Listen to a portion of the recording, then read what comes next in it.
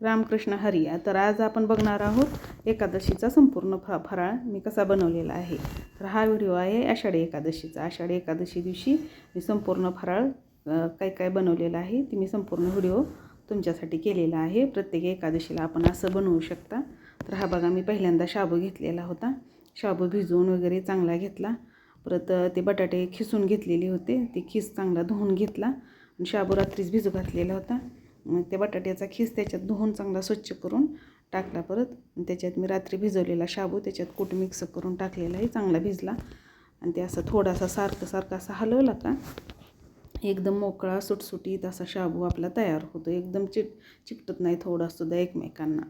असं सारखं झाकायचं. थोडंसं लाल तिखट पण तुम्ही टाकू शकता. मी हिरवी मिरची पण टाकलेली आहे. दोन्ही पण थोडंसं टाकायचं म्हणजे टेस्ट भारी येते.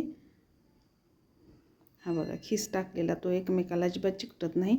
आपण अशा पद्धतीने करून ही खिचडी एकदम अशी मोकळी फुलल्यासारखी बघा किती छान झालेली आहे. आता भगर करूया. तर भगर ही मी आता चांगली भाजून घेते. अगोदर दुकानातून भगर आणलेली होती. अशी छान भाजून घ्यायची, जास्त पण करपू द्यायची नाही, अशी लालसर भाजून घ्यायची. परत एका भांड्यात काढून घ्यायची. ती परत थंड झाल्यानंतर एका पातेल्यात पाणी घेऊन अशी इराळून घ्यायची. म्हणजे त्याच्यात खडे वगैरे काय असले तर ते निघून जातात. परत खडे असे 2-3 वेळेस धुवून घ्यायचं. म्हणजे असं वाटी फिरवून अशा पद्धतीनं धुवायची. आता खडे नाहीत, पण शक्यतो खडे असले तर ते निघून जातात. मग परत पण 2-4 वेळेस अशी धुवून घ्यायची. कारण आता भगरीची भीती वाटते ना खायची, काय पण ऐकण्यात येते, त्याच्यामुळे अशी भगर मी परत काढून घेतली.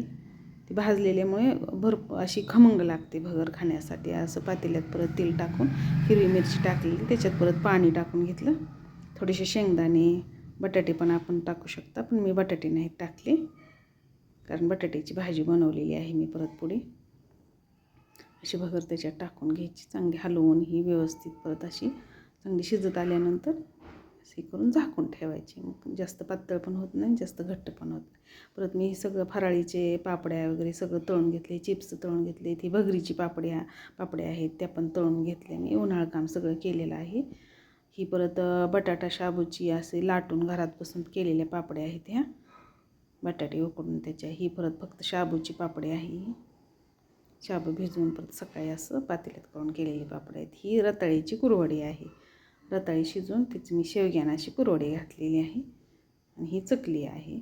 चकल्या पण मी तळून घेतल्या सगळ्या. आषाढी एकादशी असल्यामुळे मी भरपूर सगळं फराळीचं केलेलं होतं. परत हे सांडगे पण आहेत, बटाट्याचे आणि शाबूचे सांडगे पण मी तळून घेतले. पांढरे शुभ्र सगळंच तळून घेतलेलं आहे. बघा, हे असं एवढंसं मी तळलेलं झालं. मी परत हे कॅरीबॅगमध्ये भरून ठेवलं थंड झाल्यानंतर, कारण आता सध्या पावसाचं वातावरण होतं त्याच्यामुळं. हे आता परत मी भगरीसाठी भाजी बनवायला तेल टाकलं. तेलात मी बटाटे चिरलेली होती, त्याच्यात हिरवी मिरची पण टाकून घेतली, मीठ पण टाकले. मी जिरी वगैरे मी काही टाकत नाही, आमच्याकडं नाही चालत एकादशीला. परत असंच हे टाकून परत त्याच्यात पाणी थोडंसं तेलात हेच करून परत कूट पण टाकून घ्यायचं. ही अशी आता आपली भाजी तयार झाली, म्हणजे हिरव्या मिरचीची आमटी तयार झाली भगरीची.